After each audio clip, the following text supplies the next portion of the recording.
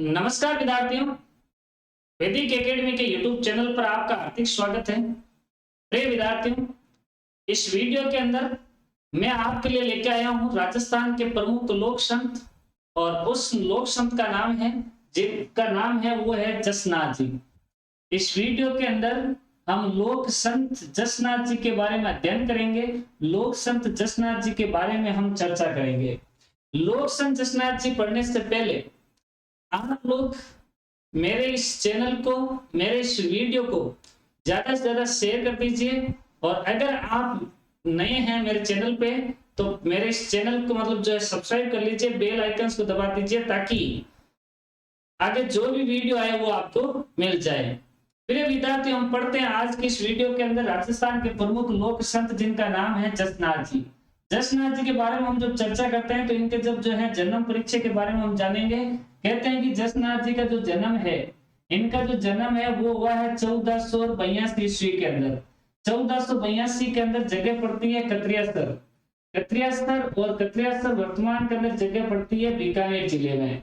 कत्रियासर बीकानेर नामक स्थान पर जो है जसनाथ जी का जो है जन्म होता है 1482 में। और अगर आपसे ये पूछ ले कि जसनाथ जी का जन्म कौन सी विक्रमी संवत को हुआ है तो ध्यान रखना दोस्तों, ये विक्रमी संवत कहते हैं कि 1539 विक्रमी संवत। 1539 विक्रमी संवत कार्तिक शुक्ल एकादशी, जिसको अपन बोलते हैं देवउठनी ग्यारस के दिन जो है 1539 विक्रमी संवत कार्तिक शुक्ल एकादशी को देवउठनी ग्यारस के दिन जसनाथ जी का जो है जन्म होता है कत्रियासर बीकानेर के अंदर। जसनाथ जी के बारे में हम चर्चा करते हैं। जसनाथ जी के पिता, जो इनके पिता हैं, इनके पिता का जो नाम था, पिता का नाम था हमीर जानी जाट परिवार। ये हमीर जानी जाट हैं। हमीर जानी जो है इनके पिताजी थे, और इनकी जो माता थी, माता का नाम था रूपा दे। माता का नाम रूपा दे था, पिता का नाम था हमीर जानी, जो जाट परिवार से संबंधित हैं। जसनाथ जी का जन्म जाट परिवार के अंदर हुआ है, जानी जाट परिवार में इनका जन्म हुआ है। ऐसा मतलब किंवदंती है कि हमीर जानी गुरु गोरखनाथ जी के मतलब जो है शिष्य थे, गुरु गोरखनाथ जी के अनुयायी थे। तो हमीर जी के सपने के अंदर गुरु गोरखनाथ जी आते हैं, और गुरु गोरखनाथ जी हमीर जी को बताते हैं कि कल सुबह आप उत्तर दिशा की तरफ जाना, आपको मतलब एक तालाब नजर आएगा, उस तालाब के किनारे एक बालक जो है खेल रहा होता है, आप उसे लेकर के आना। सपने के मुताबिक हमीर जी मतलब सुबह जल्दी उत्तर दिशा की ओर गए, और कहते हैं कि एक जगह पड़ती है डाबला जो है वहां के गांव के अंदर एक तालाब था। उस तालाब के किनारे जाल वृक्ष के नीचे एक बालक खेल रहा होता है, और उस बालक की जो रक्षा है एक सर्पदेव और बाघ यानी जो टाइगर है वो उस बालक की रक्षा कर रहे होते हैं। जब हमीर ने उस बालक को देखा, हमीर जी ने जब बालक को देखा तो कहते हैं कि बालक ने ईश्वर की वंदना करके सांप और मतलब जो है बाघ को मतलब जो है वहां से दूर भेज दिया। तब हमीर जी मतलब जो है उस बालक को घर लेके आए थे, और घर ला करके इस बालक का जो नाम रखा गया था, इनका जो बचपन का जो नाम था वो था जसवंत। इनका बचपन का नाम जो है जसवंत रखा गया था। ऐसा मतलब जो है किंवदंतियों में कहा जाता है। तो ध्यान रखें, पिता हमीर जानी, माता रूपा दे के घर मतलब जो है जसनाथ जी का जो है जन्म हुआ है। ऐसा कहते हैं कि जसनाथ जी जो है बचपन से ही जो है इन्होंने चमत्कार दिखाए थे। 1 वर्ष की आयु के अंदर जसनाथ जी ने अपनी माता को मतलब जो है चमत्कार दिखाया था, और कहते हैं कि ये जलते हुए अंगारे जल रहे होते थे, वहां पर मतलब जो है जसनाथ जी जाकर के बैठ गए, और इनकी माता जब इनको बाहर लेके आती है इस बालक को, तो देखते हैं कि इसके शरीर पर अग्नि का एक भी निशान नहीं था। यानी पहला जो है इन्होंने चमत्कार 1 वर्ष की आयु के अंदर दिया था। दूसरे वर्ष के अंदर कहते हैं कि जब ये 2 साल के थे तो इन्होंने अपनी माता से मतलब जो है भूख लगी तो दूध मांगा था। कहते हैं कि इन्होंने अपनी माता के सामने 1.5 मण दूध पी लिया था। ऐसा मतलब चमत्कार बताया जाता है। और तीसरा इनका चमत्कार ये बताया जाता है कि जब ये 5 वर्ष के हो गए तो इनके पिताजी हमीर जी जो है ब्राह्मण के पास लेके जाते हैं, पंडित जी के पास, क्योंकि प्राचीन काल के अंदर शिक्षा सिर्फ ब्राह्मण लोग देते थे। तो गांव के अंदर जो ब्राह्मण जो होते हैं पंडित जी, वो शिक्षा देते थे। तो जसनाथ जी 5 वर्ष के थे तो इनके पिताजी पंडित जी के पास लेके गए और कहा कि आप मेरे बेटे को मतलब जो है शिक्षा दो। पंडित जी ने बालक को देख करके कहा कि ये तो अभी आपका बच्चा जो है छोटा है, अभी मतलब जो है समय है, अभी बाद में लेके आना, थोड़ा बड़ा हो जाए। तो जसनाथ जी कहते हैं कि पंडित जी के सामने 5 से 25 वर्ष की आयु धारण कर ली थी, ऐसा मतलब जो है चमत्कार इन्होंने दिखाया था। अब इनके जो कहते हैं कि इनकी जो पत्नी है, जसनाथ जी की पत्नी का नाम है कालल दे। अपन जगह पड़ती है चूड़ी खेड़ा, ये जगह पड़ती है हिसार हरियाणा के अंदर। नेपाल जी बेनीवाल के घर जो है इनका जन्म हुआ था। नेपाल जी बेनीवाल की ये पुत्री थी। इनके बारे में भी ऐसी किंवदंती है कि नेपाल जी बेनीवाल के घर एक लड़की का जन्म हुआ था जिसका नाम था प्यारेल दे लड़की का जन्म हुआ था। और जन्म के 6 महीने बाद कहते हैं कि जब इनके जो मिसेस थे नेपाल जी के बेनीवाल के, ये मतलब अपनी उस प्यारेल दे को पालने में सुला करके घर में काम में व्यस्त हो गए। जब वे वापस लड़की के पास आते हैं तो देखते हैं कि पालने के अंदर एक लड़की की जगह 2 लड़कियां सोई हुई रहती है और दोनों का कलर जो है वो सेम मतलब होता है, यानी कालल दे का भी रंग मतलब जो है श्वेत था और उस लड़की का रंग भी श्वेत था। तो मतलब ये अचंभित हो जाते हैं ये देख करके। तब कहते हैं कि थोड़ी देर के बाद में जो कन्या ये अवतरित हुई थी, इन्होंने मतलब जो है अपना रंग जो है श्याम वर्ण का कर लिया था, ब्लैक टाइप का, तो इसलिए इनका नाम ही क्या पड़ गया था, कालल दे। और कहते हैं कि 10 वर्ष की आयु में, मात्र 10 वर्ष की आयु में, 10 वर्ष की आयु के अंदर पंडित जी के कहने पर इस कालल दे का विवाह जसनाथ जी के साथ किया गया था।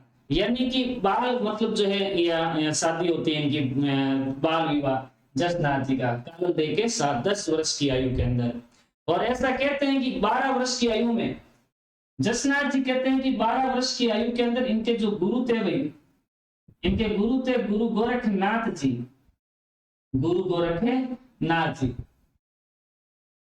12 वर्ष की आयु के अंदर जसनाथ जी कहते हैं कि भाई ऊंट वगैरह ये चराते थे, इनके घर मतलब जो है ऊंट पालक ये मतलब थे। तो एक बार क्या हुआ कि ऊंट वगैरह गायब हो गए, तो बालक जसनाथ जी उनको ढूंढने के लिए जाते हैं। ऐसा कहते हैं कि एक जगह पड़ती है जिसका नाम है बागथली नामक स्थान पर इनको जो है जसनाथ जी को गुरु गोरखनाथ जी मतलब जो है दर्शन देते हैं। गुरु गोरखनाथ जी इनको दर्शन देते हैं। गुरु गोरखनाथ जी इनको अपने कूप मंडप से जल पिलाते हैं और कानों में धारण करने के लिए कुंडल देते हैं। गुरु जसनाथ जी के मतलब जो है दर्शन देने के पश्चात ये जसनाथ जी कहते हैं कि गुरु गोरखनाथ जी को अपनी मम्मी के हाथ का बनाया हुआ चूरमा जो है उनको भेंट करते हैं। गुरु गोरखनाथ जी इनको खाते हैं और खा करके इनको कहते हैं कि जसनाथ जी, गुरु गोरखनाथ जी कहते हैं कि आप मेरे घर चलो।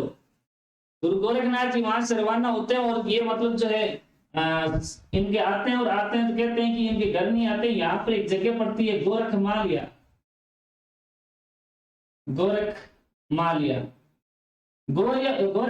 नामक स्थान पर आकर के मतलब कहते हैं कि मतलब जो है गुरु गोरखनाथ जो है गायब हो जाते हैं। गुरु गोरखनाथ जब गायब हो गए तो वहां पर जो पश्चिम थे वो मतलब वहां पर इनको जो है पवित्र मानते हैं। और उसके बाद 12 वर्ष की आयु के अंदर इन्होंने गृह त्याग दिया था और गुरु गोरखमाल्य नामक स्थान पर इन्होंने भक्ति शुरू कर दी थी।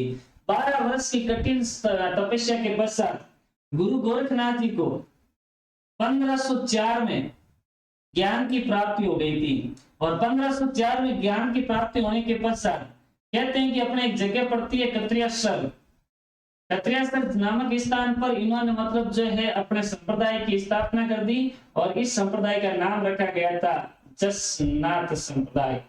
जसनाथ इस संप्रदाय इनका नाम रखा गया था। और अपने जो अनुयायी थे, इनके जो अनुयायी थे, उन अनुयायी को कहा कि आप अपने जीवन के अंदर 36 नियमों का पालन करोगे। 36 नियम बताए। कहते हैं कि जब ज्ञान प्राप्त हो गया जसनाथ जी को, तो ज्ञान प्राप्ति के पश्चात जसनाथ जी ने सबसे पहले जो 36 नियम जिस व्यक्ति को दिए थे, उन व्यक्ति का नाम था रामूजी सारण। रामूजी सारण को जो है इन्होंने मतलब जो है सबसे पहले जो है 36 नियम बताए थे। सबसे पहले मतलब जसनाती संप्रदाय के अंदर दीक्षित होने वाला व्यक्ति जो था वो था अपने रामूजी सारण। जसनाथ जी के बारे में हम और बातें करते हैं।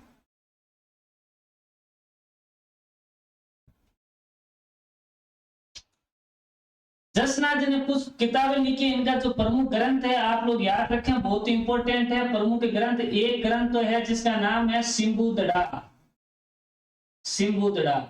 दूसरे ग्रंथ का नाम है कोडा। सिंबुदड़ा और कोडा इनके दो प्रमुख मतलब जो है ग्रंथ माने जाते हैं जसनाथ जी के। और इनका जो मेला है जसनाथ जी का, जसनाथ जी का मेला साल में 3 बार भरा जाता है, वर्ष में 3 बार, वर्ष में 3 बार। एक तो भरा जाता है चैत्र मास में, एक भरा जाता है आश्विन मास में, और एक भरा जाता है माघ मास में। चैत्र, आश्विन और माघ मास की इन तीनों की शुक्ल सप्तमी को जो है इनका मेला लगता है। शुक्ल सप्तमी को इनका क्या लगता है? मेला। चैत्र शुक्ल सप्तमी, आश्विन शुक्ल सप्तमी और माघ शुक्ल सप्तमी को मतलब जो इनका मेला लगता है। और इनका जो सबसे बड़ा जो मेला है वो है आश्विन शुक्ल सप्तमी, क्योंकि आश्विन शुक्ल सप्तमी को मतलब जो है कहते हैं कि 12 वर्ष की आयु के अंदर, यानी कि विक्रमी संवत आप निकाल सकते हो, कितने हो गए विक्रमी संवत? 1561 के अंदर, 1561 विक्रमी संवत आश्विन शुक्ल सप्तमी को कहते हैं कि इनका जो है 1551 विक्रमी संवत 1551 आश्विन शुक्ल सप्तमी की रात के दिन इनको गुरु गोरखनाथ जी ने मतलब जो है दर्शन दिया था, इसलिए इनका तो सबसे बड़ा जो मेला है वो आपके आश्विन शुक्ल को लगता है। 1551 विक्रमी संवत इनको गुरु गोरखनाथ जी ने मतलब जो है दर्शन दिए थे, दर्शन दिए थे। और कहते हैं कि गुरु जसनाथ जी ने 1506 के अंदर कत्रियासर गांव में इन्होंने समाधि ली थी, समाधि ली थी। और कत्रियासर गांव में जब समाधि ले ली तो कत्रियासर पीठ के ऊपर जो मतलब जसनाती संप्रदाय के जो अनुयायी बैठे थे, उस पीठ के ऊपर बैठने वाले जो व्यक्ति थे वो थे जागो जी। जागो जी मतलब जो है इस पीठ के ऊपर आसीन हुए थे, कत्रियासर पीठ के ऊपर जागो जी। और कहते हैं कि जसनाथ जी के मतलब जो है शिक्षाएं और उनके जो है उपदेशों से प्रभावित होकर के दिल्ली का एक सुल्तान था जिनका नाम था सिकंदर लोदी। सिकंदर लोदी मतलब खुद कत्रियासर गांव जसनाथ जी से मिलने के लिए आता है और यहाँ पर 500 बीघा जमीन कत्रियासर गांव की जो है 500 बीघा जमीन ये जसनाथ जी को भेंट करता है। इनकी शिक्षा से सिकंदर लोदी बहुत ज्यादा प्रभावित हुआ था। कहते हैं कि इनके समकालीन अपने जो है लोक संत थे जिनका नाम था जाम्बू जी। जाम्बू जी भी मतलब कत्रियासर गांव के अंदर जसनाथ जी से मिलने के लिए आते हैं। और बीकानेर के एक शासक थे जिनका नाम था लूणकरण, बीकानेर शासक लूणकरण। बीकानेर के शासक लूणकरण भी जसनाथ जी के पास आए और इन्होंने भी मतलब जो है शिक्षा जो है इनसे उपदेश ग्रहण किए थे। तो बीकानेर शासक लूणकरण को भी राज सिंहासन प्राप्ति का इन्होंने जो है सिंहासन प्राप्ति का आशीर्वाद भी दिया था। जसनाथ जी के बारे में ये बातें थी। अब हम बात करते हैं जसनाती संप्रदाय की।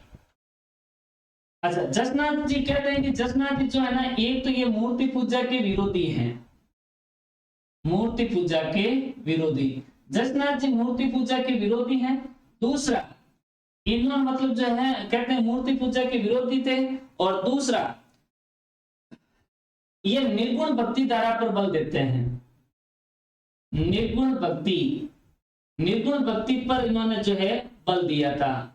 जम्बेश्वर भगवान ने भी निर्गुण भक्ति पर बल दिया है, जसनाथ जी ने भी निर्गुण भक्ति पर बल दिया है। और कहते हैं कि जसनाथ जी मतलब जो जसनाती संप्रदाय है, याद रखना दोस्तों, जसनाती संप्रदाय, इस संप्रदाय के लोगों को जसनाथ जी ने कहा था कि भाई आपको एक तो याद रखना है कि गले में काली ऊन का धागा रखना होगा। तो जसनाती संप्रदाय के जो लोग हैं वो गले के अंदर काली ऊन का हमेशा धागा पहनते हैं, गले में काली ऊन का धागा रखते हैं। और इसके साथ मोर पंख को ये पवित्र मानते हैं।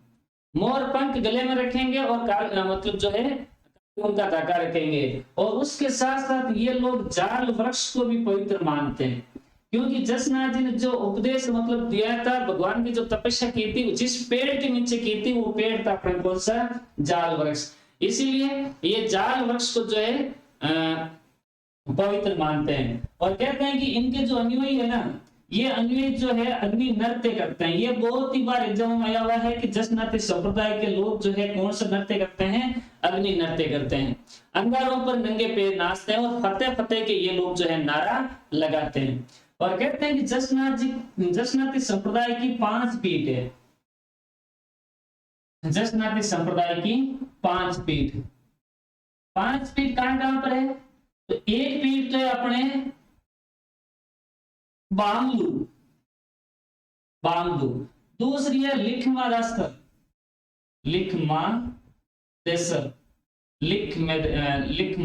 देसर, तीसरी है अपने मालासर, नंबर 4 है पुनासर, नंबर 5 है पांचला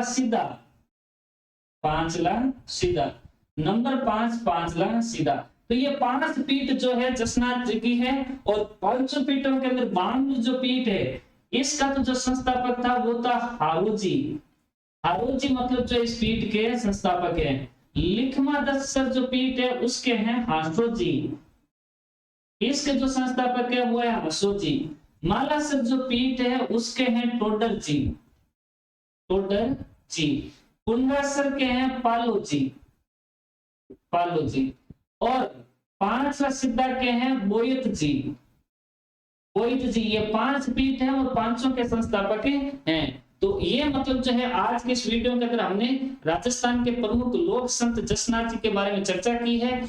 और अगर आपको ये वीडियो अच्छा लगा है तो प्लीज आप मेरे इस वीडियो को ज्यादा से ज्यादा लाइक करें, शेयर करें, और अच्छा लग रहा है तो मुझे कमेंट्स बॉक्स में अंदर जो है जरूर लिखें। और आप लोगों से मेरी इतनी विनती है कि मेरे वीडियो को पूरा देखें और एग्जाम की दृष्टि से ये मतलब जो है नोट्स बढ़ा ले, और ये जो है पक्का 100% जो हर टॉपिक में से 1 या 2 क्वेश्चन आएंगे। और आप भी पढ़ें, दूसरों को भी शेयर करें।